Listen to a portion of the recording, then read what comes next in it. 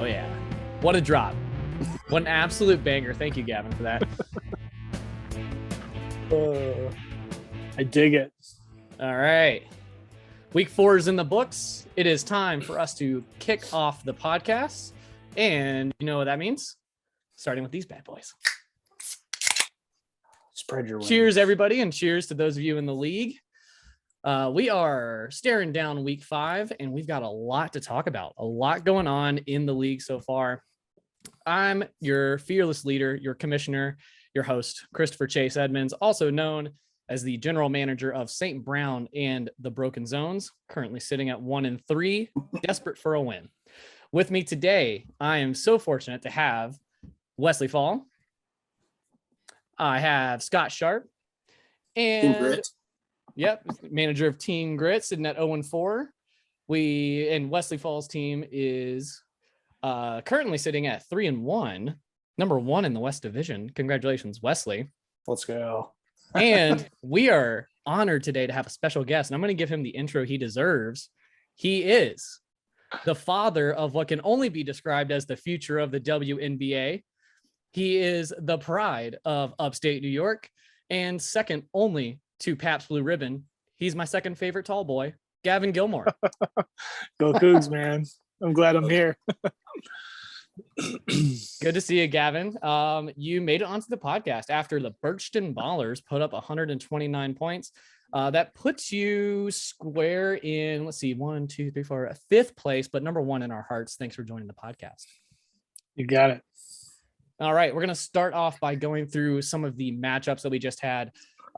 In week 4, St. Brown and the Broken Zones, my beloved Broken Zones, really struggling again this week, even with Austin Eckler's 35-point performance, losing to Pat Dragon's Alaskan Pipeliners, who put up 139 off of pretty much just solid performances across the board. Tom Brady, Josh Allen, both putting up 20 plus. Marquise Brown also putting up 20 plus, which hurts extra because I traded Marquise Brown to Pat and he used him against me.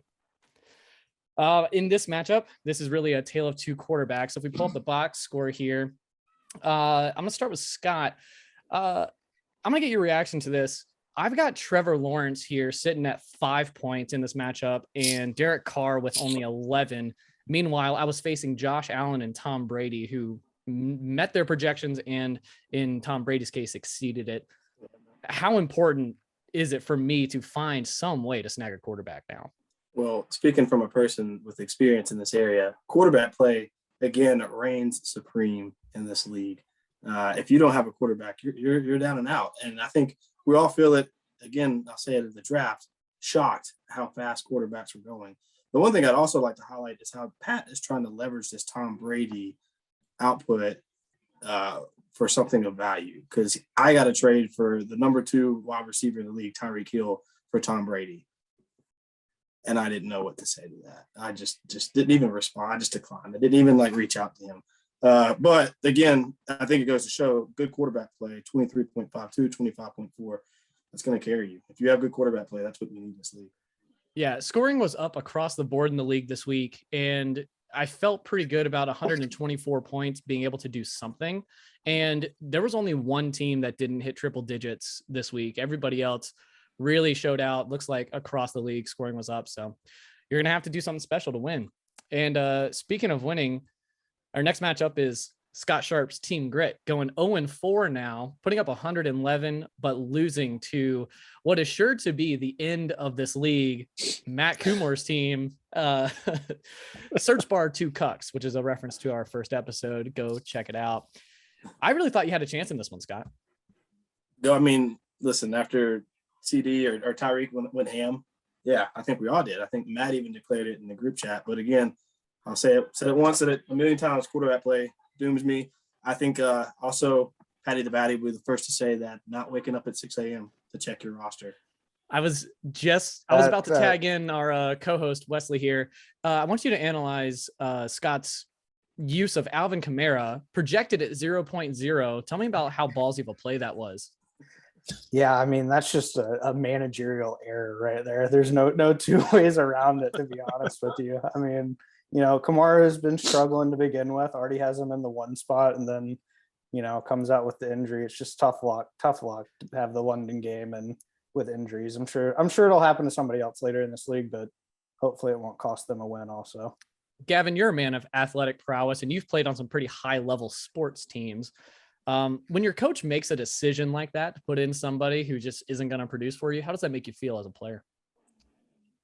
Pretty shitty. I'm not going to lie. You got to carry quite a bit more weight, especially in football. Those guys are pretty freaking big. And Alvin Kamara is no little guy. You got to carry him in his wheelchair down the field, and you're probably going to lose.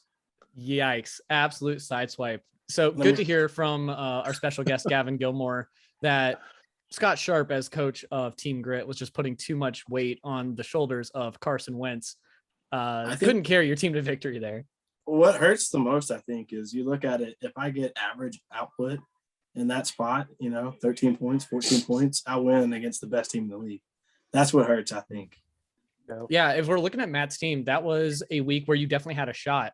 Dalvin Cook only putting up 10, Jalen Hurts being kept to only 16. I feel like, and Lamar Jackson being kept to 13. That's going to be rare, seeing that kind of performance from those two quarterbacks. Yeah. Same thing mentioned in your game too, though, is just got to get a second quarterback. That Curtis Samuel, he's been hot, but the 7 points there hurts also. Scott, if any type of quarterback produces, then he's right back in it again too.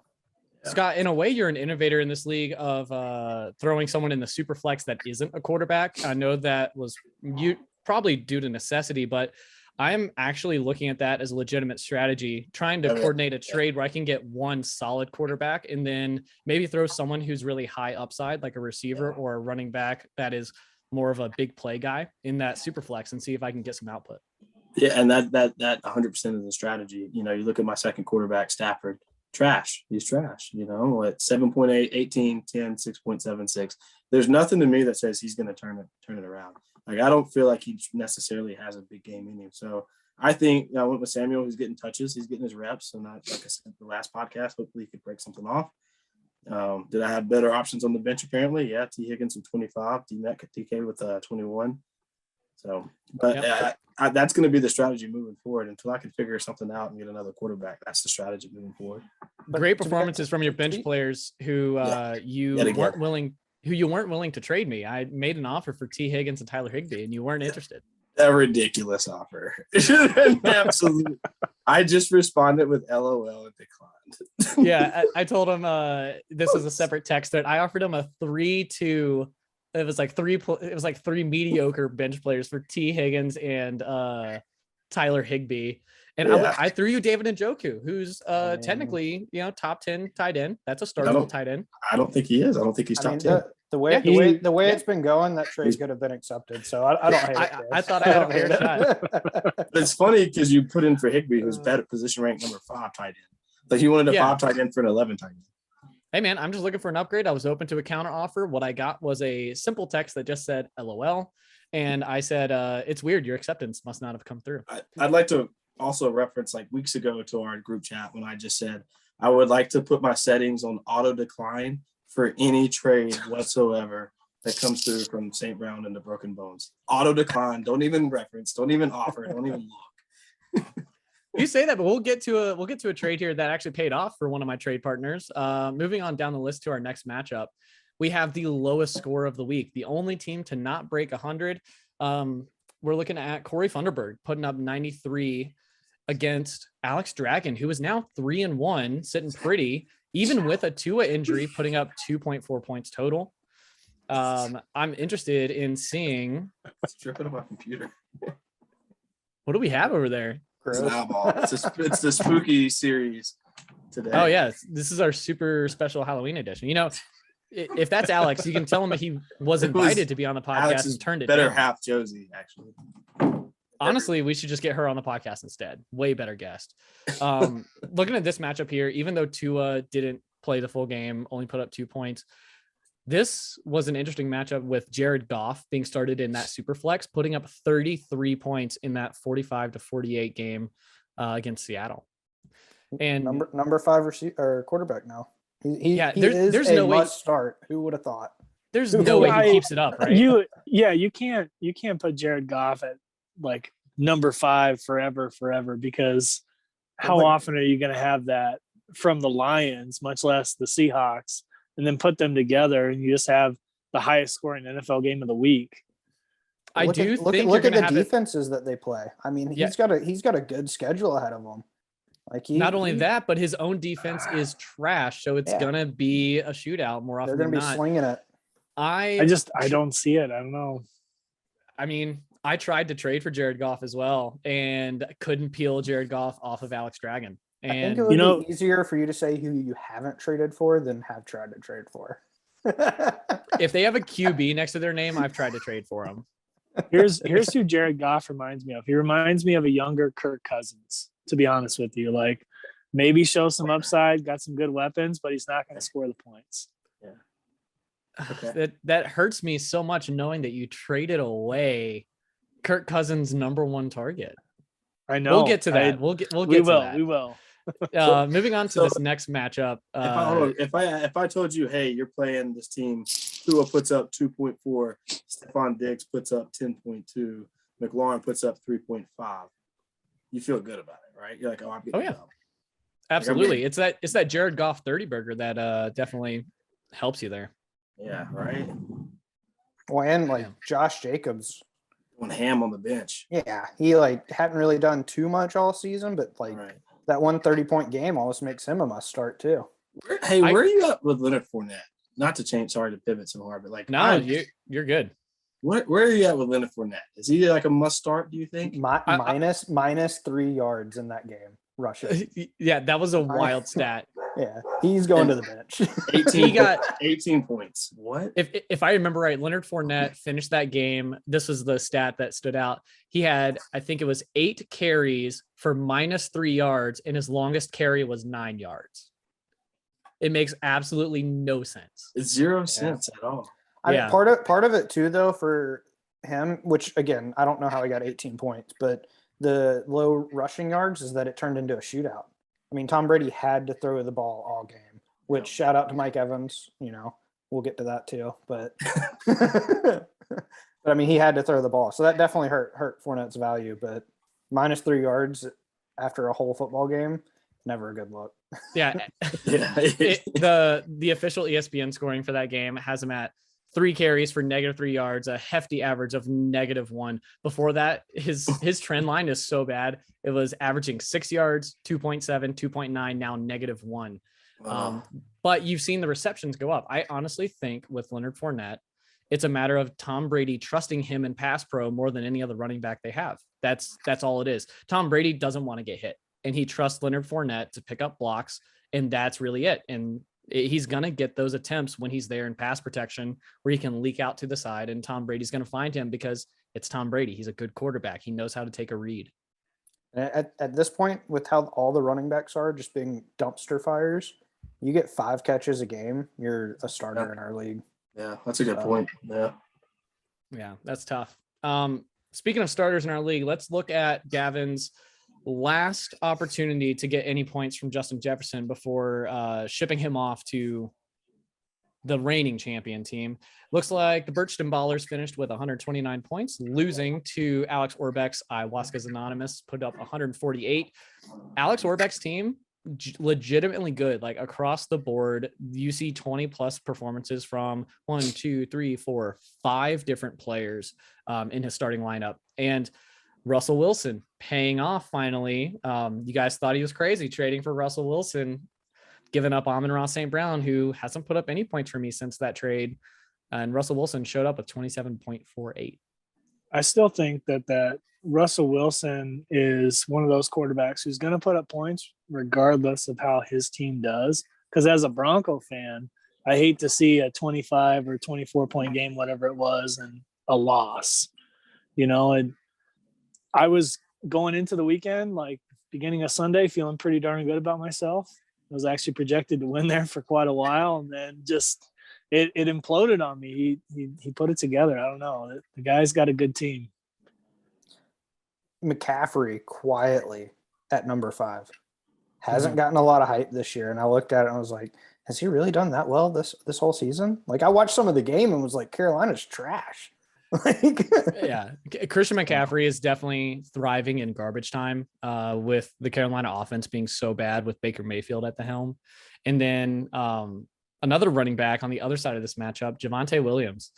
Gavin, how do you feel as a Broncos fan and as an owner seeing Javonte go down like that? That was probably one of the hardest things I've had to see.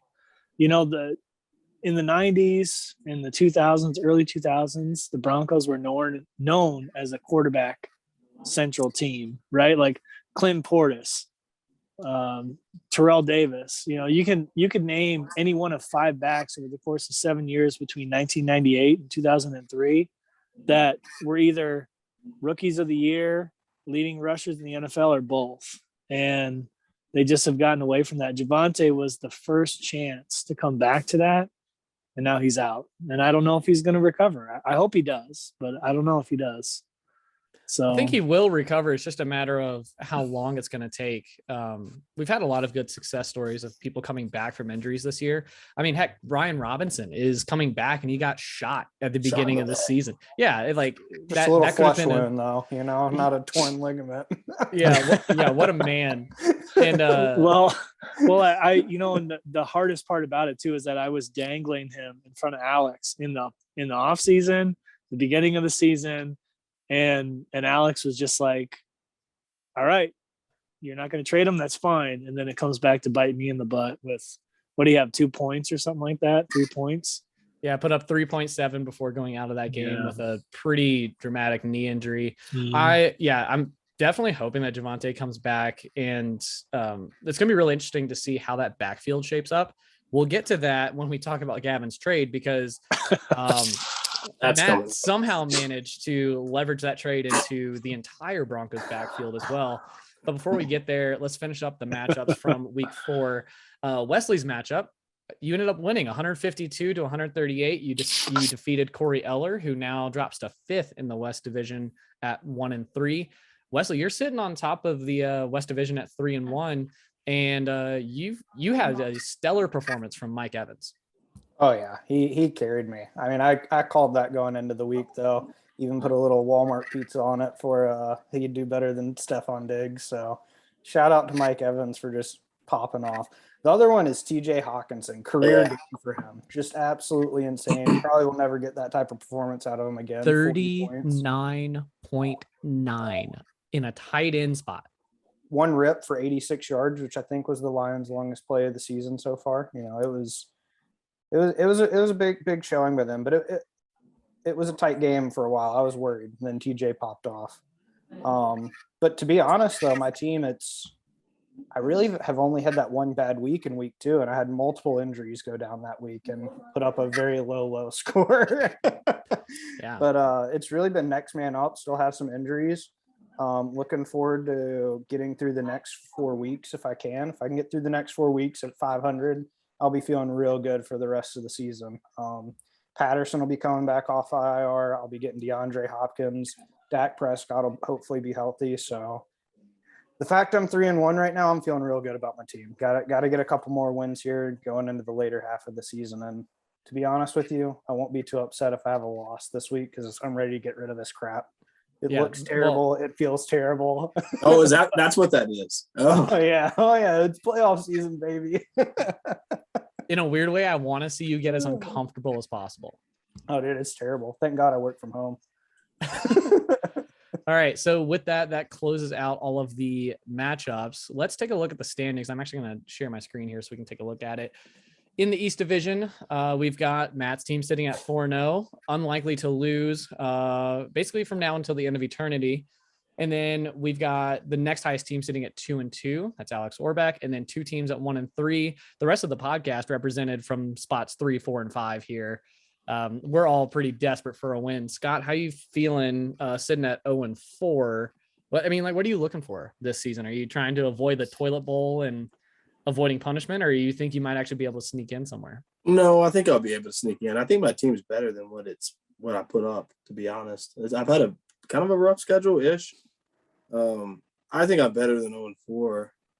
I said it last week, I have to get a quarterback.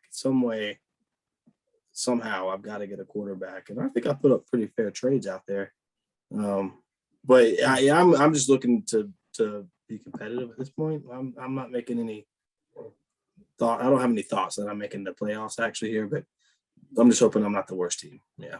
And then looking over at the other 4 real quick. Sorry, 0-4 looks bad, but keep in mind he's only 1 game back.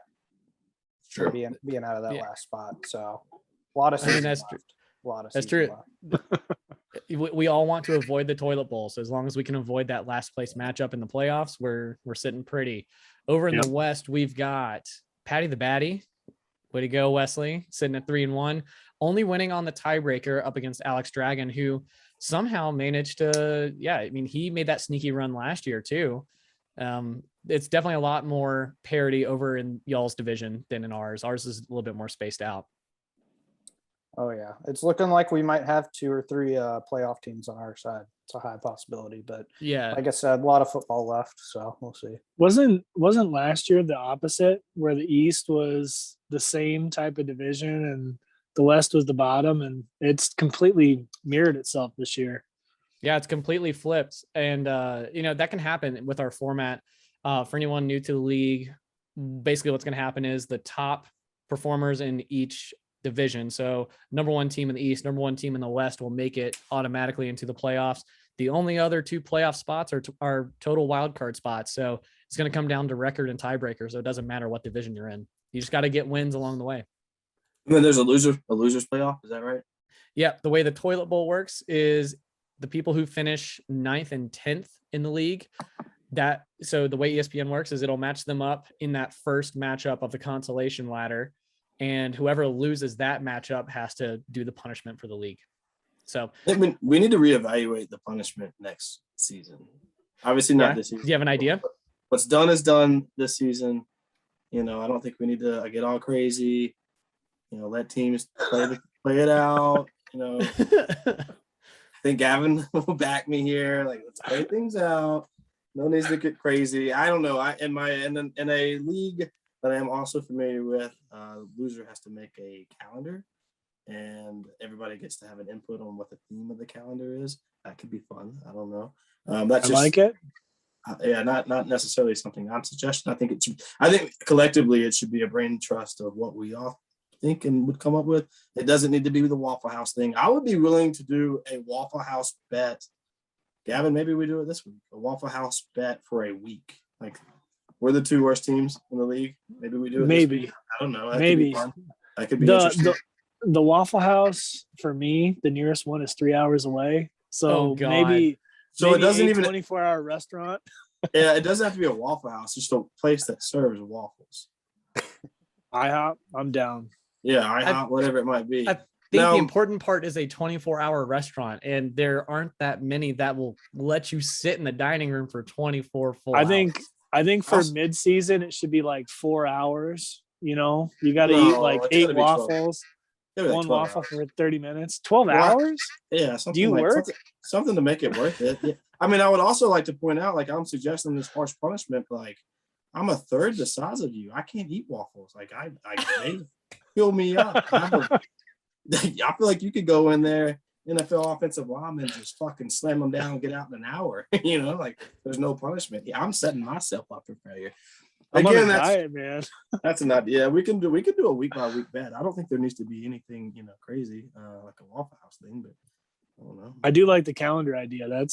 We'll have to put that one in the back pocket. That's a good one.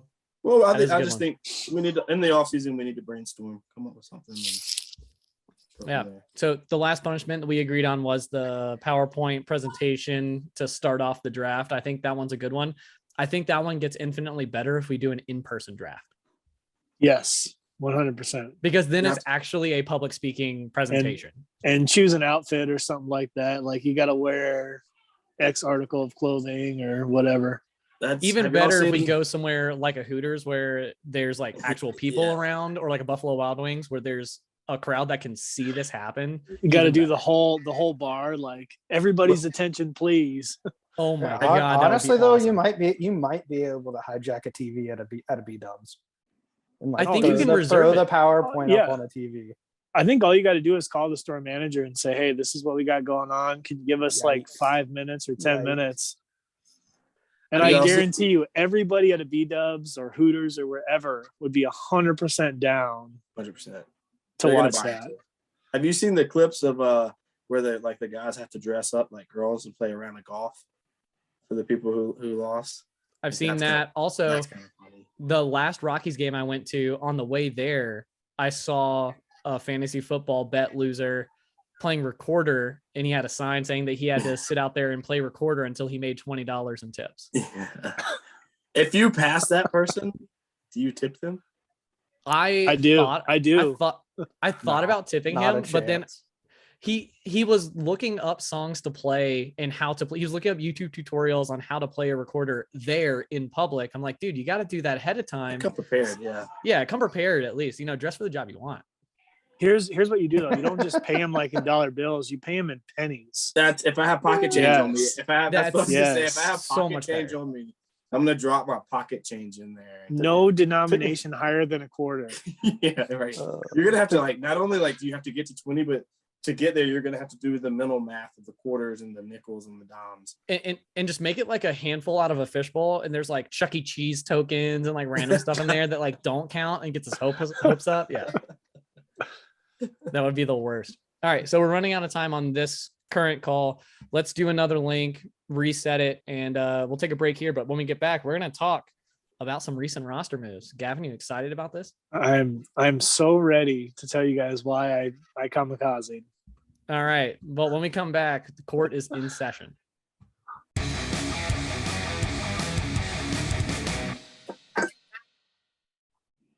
Cheers. Cheers, boys. And we're back. And court is in session. I'll bang my IPA gavel. Gavin, we have to talk, buddy. The trade of the year so far, which I'm glad we've forgotten about the Russell Wilson trade now. The trade of the year so far. and what people are claiming, people are saying, this can be described as the beginning of the end times for this league. Trading away Justin Jefferson, a top 5 receiver, for not 1, not 2, but 3 pieces that the sum of their parts just doesn't add up. It's Dalvin Cook and Alexander Mattison. Nice that you got the handcuff there, because we all know Dalvin Cook is prone. And also Brandon Cooks, who I like as a receiver. He's a rock solid receiver, but he's not going to give you the upside that Justin Jefferson has. Is this, or is this not, an overreaction to Javonte going down? So I just want to start by cracking my natty daddy. This is for Patrick. You're listening to this. Let's look at the facts, guys. All right. So actually, if you've got your screen share, by the way, is that the new Image IPA? It is. It is. Man. The New Zealand style IPA from New Image. Sponsor us, good. New Image. I need your money. Please, because they're delicious. And your beers. beer. We need your money and your beer. I'll take your money and buy your own beer. Pull up Justin Jefferson's points for the season. Oh, God. And I want to explain something with the visual for the people. Because please don't be going where I think. Yeah. How long have you been practicing this? This is a rehearsed, 100%. It's 100%. He knew he was facing the firing squad tonight, and this is rehearsed. I feel like his daughter's back there with a script, just pulling the pages back. She's got the cue cards going. Yeah, the cue cards to help him along with this. All right, so I just want to highlight here, right? Good season so far. Obviously, highest scoring week last week. Gotta stop you there. Great season so far. Good. No, we're gonna say good. We're gonna say good. Here's last week, man. JJ, he puts up 30 some odd points. What was it? 31 points. I'm thinking to Alex, dude, I got this in the freaking bag. Guess what happens? I lose. Same with 3 out of the last 4 games. He's only put up 1 game under 10 points. He's put up 1 game at 10 points and 2 above. He's very inconsistent. At 39 and 31. Yeah, he has Kirk Cousins as a quarterback, which, as good or as bad as you want to put that, I don't know what your guys' feelings about Kirk are. They may be good. He's that guy. You are, well, I'm sorry, Patty the Batty, but he's really not that guy. I can attest to that, having him as my quarterback. But like, he's going to have those good games. He's going to have those breakout games. But when it boiled down to it, it wasn't JJ's points that was making the difference for me. It was the running back points. And I understand that Dalvin Cook is not as elite as he used to be. And he's a little prone. I did get the hook with Madison. However, I just needed some consistency at the running back position. Because if you look at the week that he scored 4.4 points, I had Rashad Penny playing and Singletary on the bench. And Singletary puts up a 20 bomb. And then I swapped it because I was like, all right, well, there's probably some good upside there to Singletary. And guess what happens? Singletary puts up like 10-ish points. And then Penny puts up almost 30. And I just need that consistency at the running back position. JJ's not a keeper for me. He's going to be up for grabs next year no matter what. I'm not going to be in the same position I was at last year. I'm just fighting to be like 5th, maybe at best. So I'm trying to maximize my consistency and minimize my explosiveness in the sense that I'm not going to win every single game this year. I just need to put up enough points to win. I'm going to pull rank as commissioner and say, Scott, Wesley, can I go first? Oh. Okay. Be my guess. Be my guess. Okay. Gavin, I will say to you what every jealous ex-husband has said in the past. Why him? Why him? Why did you have to trade with Matt? There are so many other people in the league who would have done a trade and would have offered you multiple pieces for JJ. So here's better. Why him? Scott was better. Here's better. Here's my reason. Everybody is bitter. Week 4, week 5. I get it. And Toph, I will give you credit because you jumped in when you knew that JJ was on the line. But I will tell you right now that I have offered trades to multiple people in this league for somebody that's way worse, and offering multiple people that could bolster bench spots for bye weeks and for other trade positions, and been basically laughed out of the office. And it hasn't happened. If that's your defense, I think you put a blanket statement in the chat and say, JJ up for grabs. Send me your offer. Nope. JJ up for grabs. Send me your offer. You got to let me finish.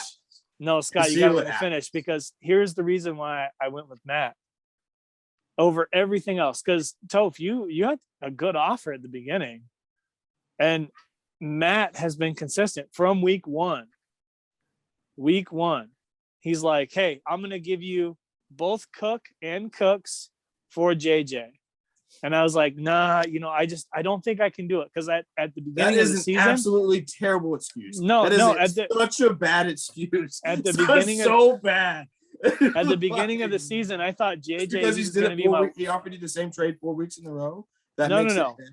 No, I gotta change my strategy. Seriously, you're doing the same thing. No, you guys, hold on. Let me finish. He offered it to me once, and I told him no because I thought JJ, along with Mark Andrews, was going to be my wild card. Like, these guys are going to put up at least 10 points every week, at least at a very minimum 10 points every week per person, and they're going to be my consistency because I got no running back consistency. And I told Matt no from the very beginning. I was like, I can't do it. And then it popped into it, and I was like, I need running backs. I've been denied, I think, 3 times prior to week 4. And I was like, all right, JJ's not the guy for me. So how can I get that consistency that I want and still benefit somebody else? And that was the trade. You know what? If I can jump in here now, Chris, I'm actually going to help you out here, Gavin. I blame us as the other owners. This I'm switching sports here. This reminds me of was it the Chris Paul basketball trade where he was going to get traded and it was going to be like the first dynasty or whatever in basketball. Yep. And the owners banded together and vetoed it. Honestly, we should have done that. We should have vetoed it. You guys had the chance. I hate it, but I also hate vetoing trades that seem somewhat legitimate. I'm not a fan of that.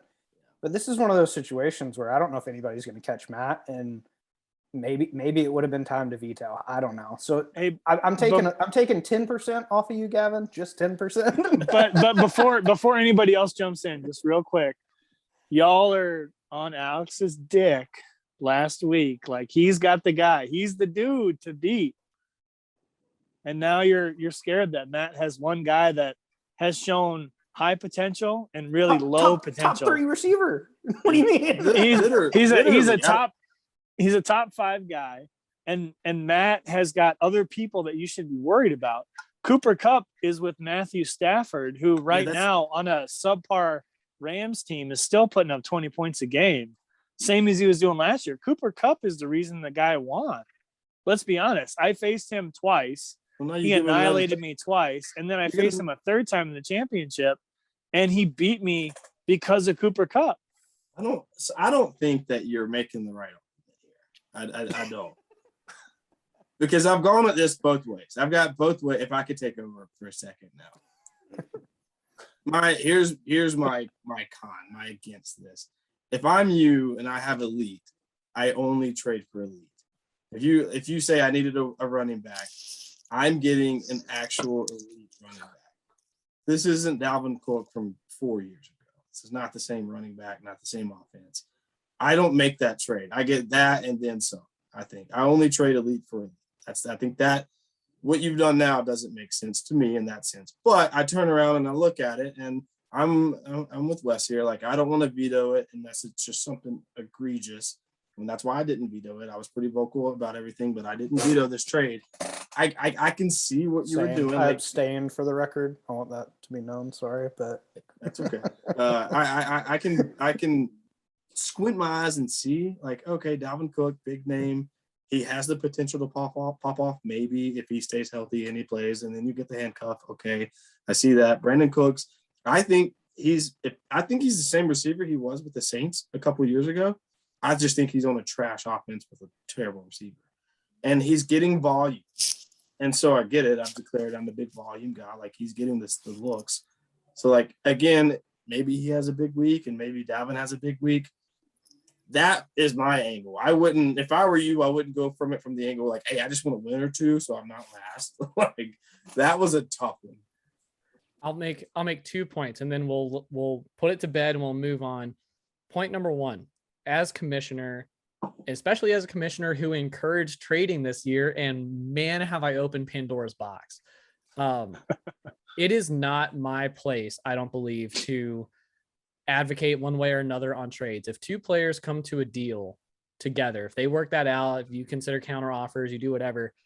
If you guys come to a deal, it's not my place to jump in and insert myself in that and say, I think this is unfair, veto, or I think this is fine, uphold, and then take out the due process of people being able to vote on it. Also, I agree with Scott and Wesley that really, I don't think anyone in this league wants to veto a trade unless it looks like something shady is going on, unless it looks like people are colluding or maybe someone's getting taken advantage of. Yeah, Russell Wilson. You could have, but nobody did. Oh, I did. I vetoed that one. Don't you worry. I vetoed that one too. And then, okay, point number 2, and this is, I think, where we really messed up as a league letting this happen. Point 2 here is that there is so much value in a league with a short bench in that 3-for-1 that he gave you also gave him 2 empty roster spots. Those 2 empty roster spots he turned into the entire Denver Broncos backfield with Javonte going down. Not the entire. I still think Murray is going to emerge as either RB1 or 2. He looked good this past weekend.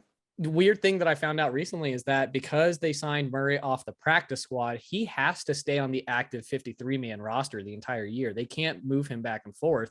He has to stay on the active roster. He's going to get touches. I'm saying it now. Well, another boneheaded decision by the Saints. So, yeah, my biggest thing is where the value is in this trade is in those 2 roster spots as well. I know you had to drop Javonte, so that made room for you to do 3-for-1. And I want to say I did not choose to put him on the IR. I chose to drop him.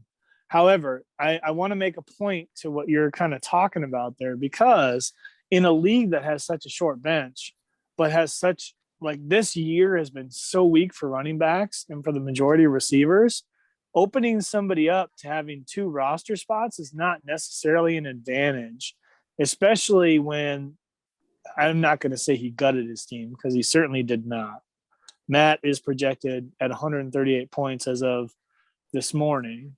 He didn't go. However, his team got better. However, undeniably, his team got better. No, but I also but think that we're at a point right now where injuries are starting to happen. So maybe just play the waiver wire and pick up a handcuff guy that's going to like start like being the number one. Gavin, no, you got to think about 2 things. You got to think about 2 things though, because the waiver wire it costs money, right? Like there's some people out there that are dropping $20, $30, $40. Yeah, you do, but like, what's the highest paid waiver wire so far this year? $51, Jimmy Garoppolo. Yep. And how did Jimmy G do?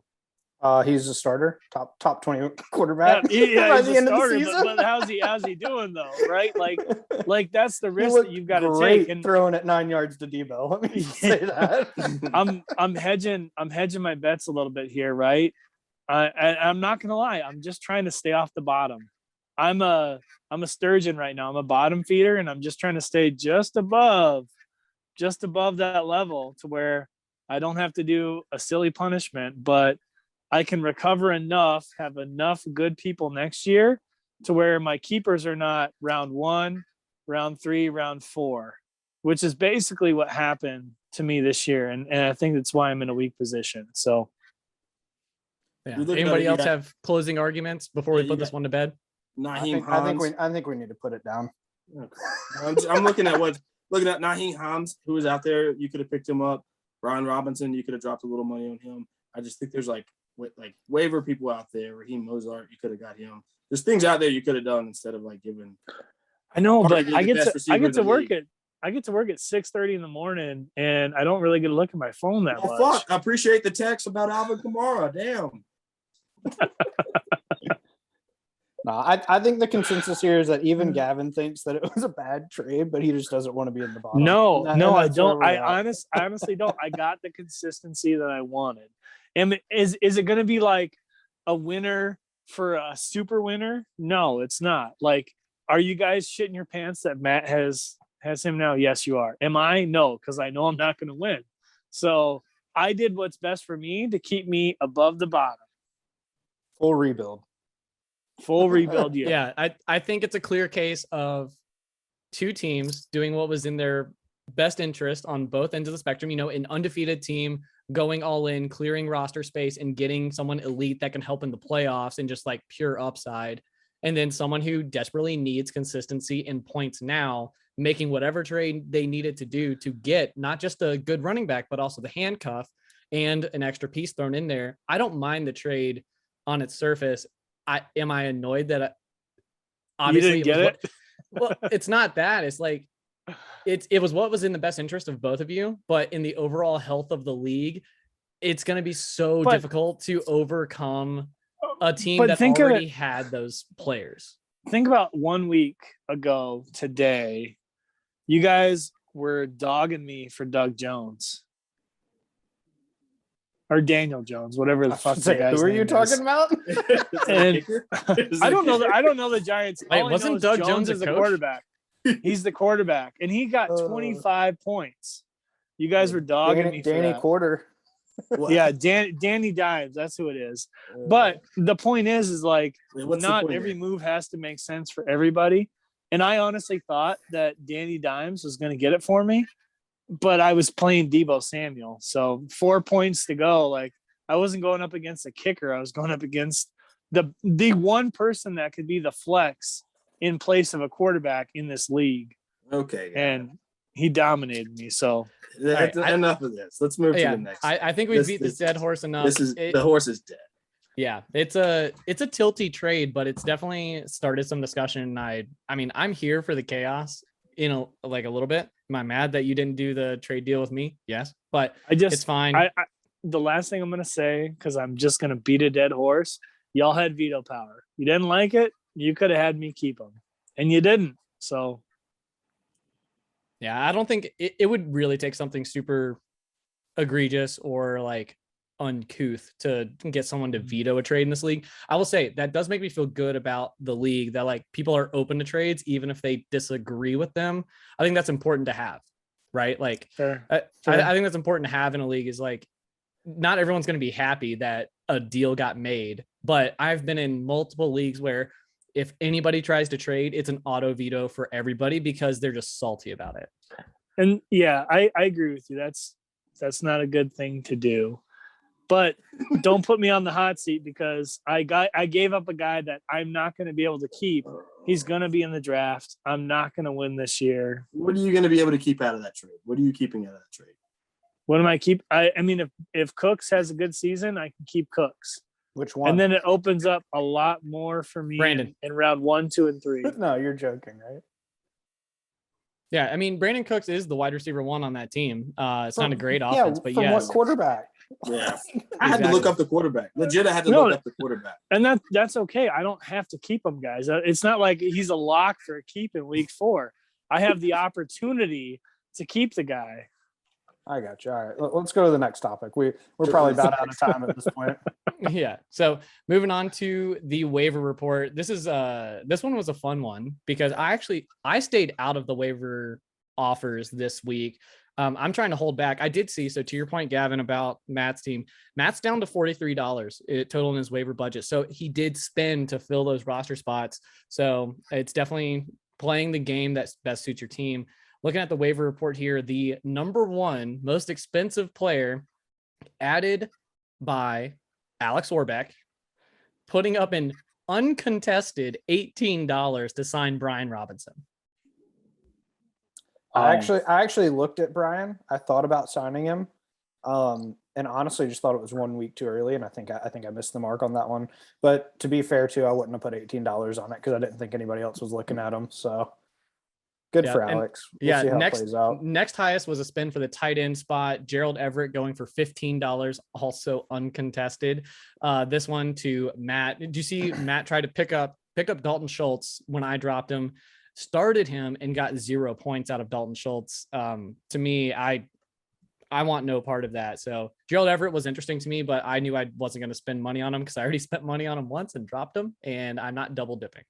I like the Gerald Everett. I like the Gerald Everett pickup, especially if you look at this team. It kind of makes sense. Yeah, he's putting up points. Yeah, he's putting up points out of the tight end. I was gonna point that out. I think that was a great pickup. He'll be a top 10 tight end by the end of the season. Well, it comes down to how much you trust the Chargers offense, because Gavin, don't you have Keenan Allen? When Keenan Allen comes back and is fully healthy, I think he sucks up a lot of those targets along with Mike Williams. He will be probably the 2nd or the 3rd target, and I guarantee you over the tight end. You have better positioning as a wide receiver. You do. Yeah. The next 3 pickups were, and these are the last ones we'll talk about. This is pretty much all that matters. The next 3 pickups for $6, also uncontested. Kenny Pickett picked up by Alex Orbeck. So spending a total of $24 on 2 players that he could have gotten for free. Love to see that. Kenny Pickett has a terrible schedule coming up. Will probably sit the bench unless Alex wants to start him against the likes of Buffalo and the Eagles. Good luck. Patty the Batty. Wesley, your team picking up Zach Wilson for $5. Also bidding $5 on Zach Wilson was Alex Dragon. So you actually snagged him in a tiebreaker. Yeah. Let's go. I will say that real quick. That was a big pickup for me because Mariota pooped the bed last week. Yeah, but he's still technically a must start according to Matt's math. He's top 20. So 2 times 10, as Matt would say, equals starter. But that was such a bad game. I just had to try something new. The last pickup of note, Teddy Bridgewater going to the Birchton Ballers, Gavin's own Birchton Ballers. Also bid on Teddy Bridgewater was Scott Sharp. Yep. Scott, what did you bid on Teddy Bridgewater? Do you remember? Well, I thought it was 5. Was it not 5? It was $5. Gavin, do you remember what you bid on Teddy Bridgewater and got Teddy Bridgewater with? The same. $5. Only got him in the tie break. Yeah. Yep. So you guys both had that pegged for exactly what he was worth. I'll tell you what, too. Like, as much as Teddy disappointed me as a Bronco, he's got so many more weapons in Miami, man. Did you see that 61-yard bomb that he threw? Like literally just 61 air Man. yards. It was awesome. Also, looks to good. note, Tua will be out again later in the season, so Yeah. it's a good pickup. Yeah. Well, and I don't know if you guys saw the message that Matt sent earlier. I think it was Matt that said Tua needs to just retire. yeah, there was a doctor that was saying that. The brain injury is no joke. It's really no joke. Was that not the CTE doctor? I thought that's who that was. Yeah, it was. I think so. Yeah, It wouldn't surprise me. I mean, the impact, I'll never forget because I watched it live, what his fingers did. I thought something else was wrong with him. It was so horrific. Mm-hmm. And it didn't look like a hard hit, but you got to think about how heavy and how strong those guys are. Yeah. Well, and he was just coming off a concussion. Yeah. A Too concussion soon. injury. Too soon. All right. We're going to wrap this up by looking ahead into next week. Next week's matchups. We have St. Brown in the Broken Zones, my team facing off against Alex Orbeck. That is, I am currently projected to win, but only because Alex does not have a kicker or a defense. So I'm going to hope he keeps it that way. Next matchup, we're looking at Alex Dragon at 3-1 going up against Matt at 4-0. That's going to be interesting to see how the division contenders will go about it there. Wesley, you're facing off against Pat Dragon, 3-1 versus 2-2. You guys, that's going to be a fun one because Patrick Mahomes and Josh Allen both projected right around the same. So it's going to be interesting to see who pulls through for your team this time. Can't wait for the obscure tight end 33-point game. Well, I will say last week I made a move of taking out Javonte Smith and putting in Mike Evans. So props to me for that manager move. And then good self-dap.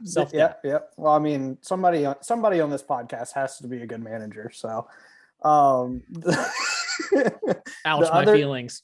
Yeah, the other move that I made that we'll see if it pays off really though is Zach Wilson this week. He's in my starting lineup, so he's the big one that I'm hoping goes off. He doesn't have your mom's phone number, does he? Yeah, just make sure that he does not get your mom's phone number, and then we're good. Uh-oh. Yeah. All right. Next matchup is actually between Scott and Gavin. You guys are facing off. Gavin at 1-3. We're gonna test out those new running backs you just got. Yeah, we're gonna see how Dalvin Cook does. I'm projected to lose. It's going to be what it's going to be. I'm actually making roster changes right now to make the projections look worse. Like whatever I can do. Do it to it.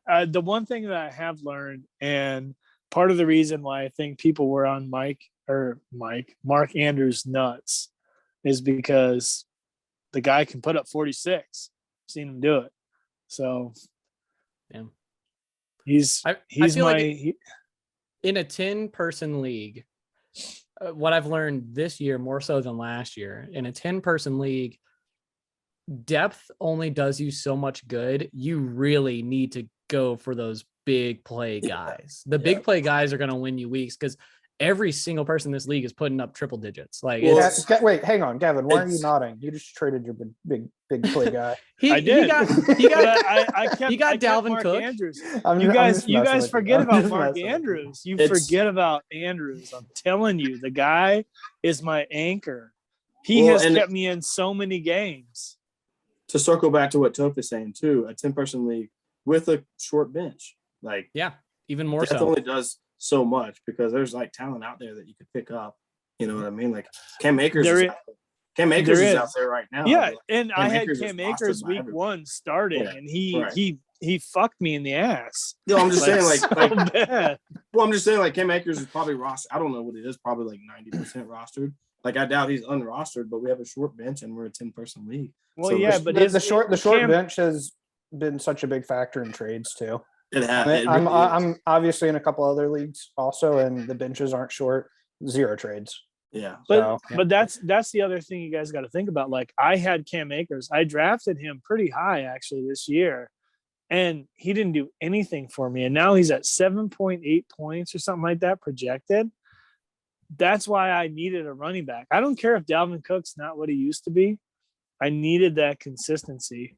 And I you love got how to you're have the still defending this consistency. trade. Nobody like this trade isn't even like you're still just like going ham defending. I got to have it because if I don't have that consistency and people that are going to touch the ball at least once or at least twice every 3 downs, then I'm going to lose. Yeah. All right. Last matchup to preview is going to be Corey Eller going up against Corey Funderburg. It's a battle of the Corys. Let's see. Corey Eller's projected at 116. Corey Funderburg projected at 128. Funderburg with Justin Herbert, Devontae Adams, and Joe Burrow actually has a really decent team. Still contending in that West division that is so equal. We'll see if Corey Eller can pull off a win. If not, he's going to be sitting at 1-4 and might have to start making some moves. And then with that, I think we can wrap this up. Gavin, I'm going to bring up one thing that is on our league home dashboard that was very eye-catching before we go. The final standing projections for this league had a massive shift once that trade processed. When that trade process, before the trade process, you and Matt were sitting at 4 and 5 in the league in your final standings projection. Matt was projected 4th. You were projected 5th. And once that trade process, you guys bolted to opposite directions. And Matt is now projected 1st and you are projected 10th. Yep. And I am totally fine with that. Just remember, I want you guys to remember JJ is available next year.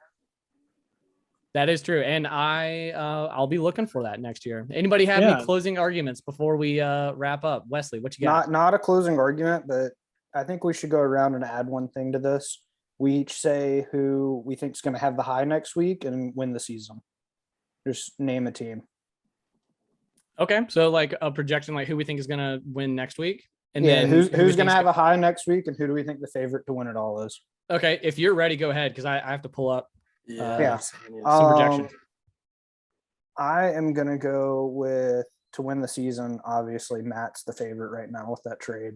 Can't argue that, but I think next week that once Orb gets, a defense and a kicker rostered whenever he decides to finally do that, I think he'll put up the high. I mean, I think his 2 running backs being at 5-3 or 5-2, whatever they are, is pretty underrated. So, yeah, I'm gonna pretty much mirror that. I'd like to do a quick callback to last episode when I declared my fanboyism for Orb's team. And that's not going anywhere. 119 projected, and he doesn't have a defense or a kicker. Hard to say without really like on the spot who's going to score the high. It's going to be Orb or Matt, and it looks like Pat's projected for pretty big numbers. But I'm gonna stand by my gut here and declare the winner is going to be Orb. That's our league champ. Yeah, I'm going to go with looking at the matchups. I think Matt's going to put up the high next week. Reason being, he has Jalen Hurts up against Arizona. He's got Cooper Kupp against Dallas, Kareem Hunt against the Chargers, who can't play defense right now, Melvin Gordon against Indianapolis, and then Lamar Jackson at home against Cincinnati, which I could see being kind of a high-scoring quarterback-centric game. So, yeah, I like Matt to put up the highest total next week. And I'm in Scott's camp. I like Alex Orbeck's team to make the playoff run and have the depth to do it well and like really put up numbers. It's really going to come down to what the offense defense matchups are in that championship game. But I'm seeing Alex right now as my favorite championship contender. I feel like I'm coming out of left field a little bit. So hey, I think spot on for the night. Let's keep going. Yep. We're just going to keep throwing it at, man. The Pipeliners, I think, are going to have the highest score for the week. I just like looking. I know, I'm sorry, but you look at Buffalo and who they're playing, Josh Allen's he's going to pop off. And there's not going to be much you can do to remedy that. And as far as as of this point, between the winner of the league, I'm torn between Wes and Alex because if you look at the way that the playoff is structured, it doesn't matter where you're at. It matters who you play against. And as number one right now, Wes, in the West, you're positioned to have an opponent you beat before or an opponent that sucks that comes out of the East. It's one or the other. And then, I mean, Alex he's kind of the same, right? You guys are neck and neck. He beat you out in the tiebreaker. And as much as you guys think that the Cucks are going to win and going to take the league, I've got a feeling that he's going to probably level out at about 4 or 5. That's my prediction. Whoa! Cucks never win. Cucks never win. Well, it depends. I guess it depends on what you're into, but yeah. All right.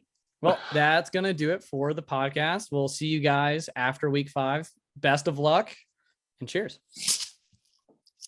Cheers, boys.